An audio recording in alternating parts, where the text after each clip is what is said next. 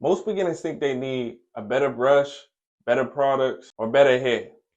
But the truth is, most wavers are making the same mistakes over and over again. And if you're making even one of these mistakes, it could be the reason why your waves aren't progressing. The first mistake is cutting too early. The dangers of cutting too early, I think most people are not understanding, is that waves work in phases. For example, the ripple stage.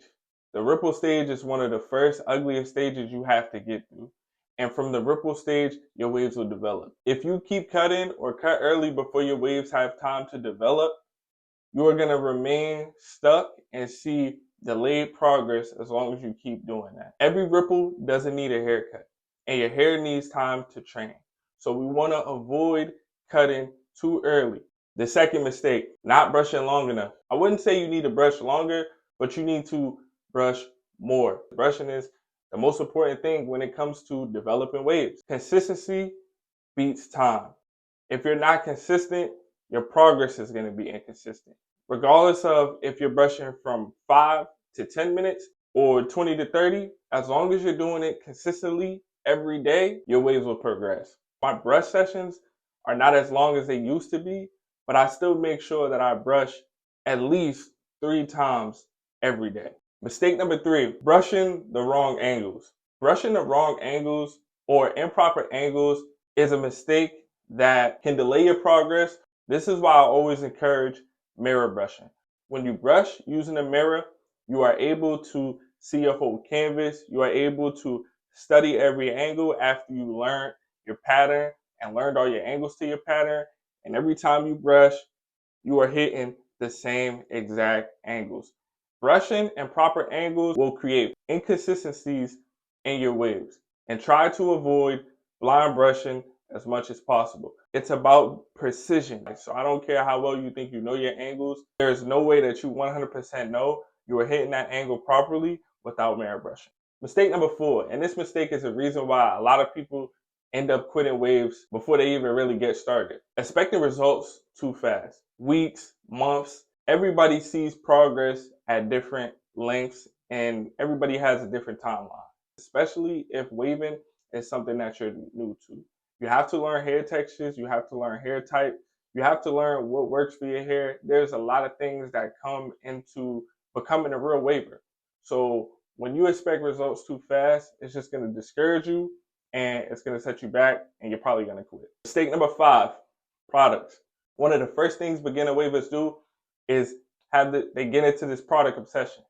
They believe that products is going to get you the waves, but the brush is the only thing that's going to get you the waves. Products support the progress. They don't create it. So I always recommend, man, the only product you need when you're just starting out is a moisturizer and maybe an oil. But other than that, you don't really need to dive into the product yet. You don't even have waves yet. Mistake number 6, and this is an underrated one, man. Not ragging up consistently. Now, one thing I always hear from beginners is like, yo, do I gotta wear my do-rag all day? Like, I don't really want to wear it all day. And honestly, you really don't have to. You don't have to wear your do-rag all day as long as you're brushing and you're keeping up with your maintenance.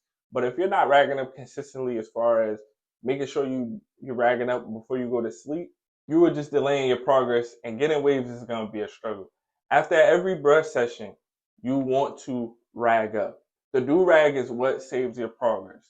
And it's also going to keep your hair laid down and laid in place. So why wouldn't you rag up, or definitely rag up before you go to sleep? Because if you don't, your waves are always going to be out of place. If you're still learning your angles, it's just going to be a whole bunch of mess. So at least rag up before you go to sleep, rag up if you go to the gym, and rag up after every session.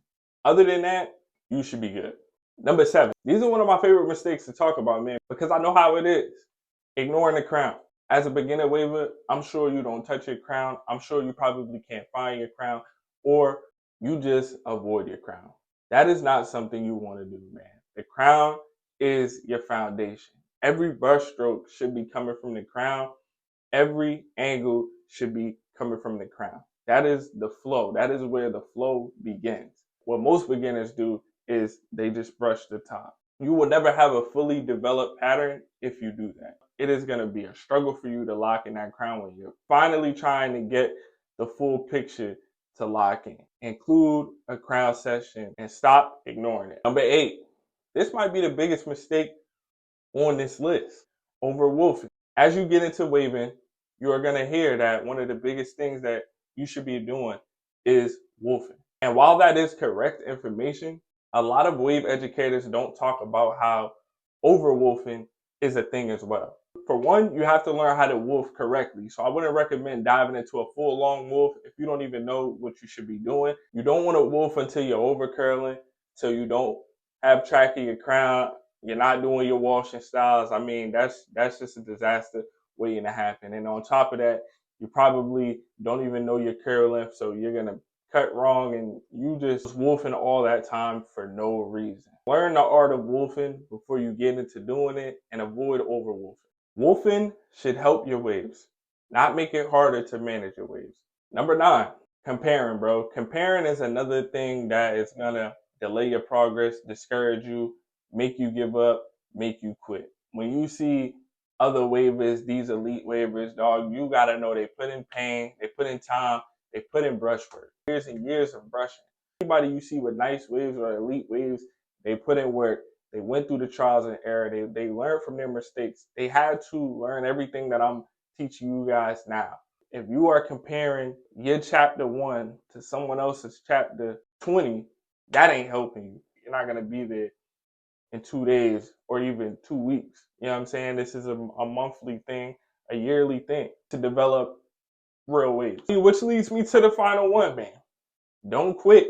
Don't quit before your waves have time to develop. Don't quit before you get to see that picture. And you just gotta slowly but consistently get through them stages. And as you get to them stages, you will reach your wave goals. You'll see them connections. You'll be spinning as long as you don't give up. Now, outside looking in, it could seem like a lot of work, but trust me, as long as you're consistent at the smallest level, the bare minimum, you will see the results. That's just a fact. So if you were making any of these mistakes, man, don't get discouraged. Every waiver has made them, including me. The key is identifying what's holding you back and fixing it before it becomes a habit. So if you got any value out of this video, always be sure to like, share, and subscribe, and I'm gonna catch y'all in the next one.